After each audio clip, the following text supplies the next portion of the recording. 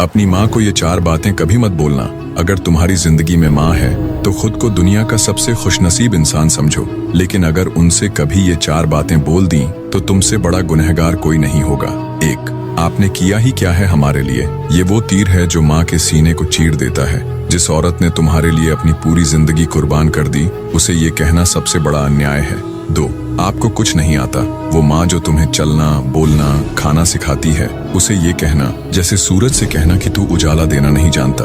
माँ शायद आज की टेक्नोलॉजी न जानती हो, लेकिन वो तुम्हारी हर तकलीफ बिना कहे समझ लेती है। 3, आप हमेशा मुझे टोकती रहती हैं। वो टोकना नहीं होता, वो ममता होती है, प्यार होता है, ताकि तुम रास्ता न भड़को। 4, आप मेरी लाइफ में दखल मत दीजिए। तुम्हारी हर सांस में उसका हिस्सा है। वो सिर्फ देखभाल नहीं करती, वो जीती है तुम्हारे लिए। जिस दिन माँ नहीं रहेगी, उस दिन एहसास होगा कि दुनिया में सबसे सच्चा प्यार किसका था।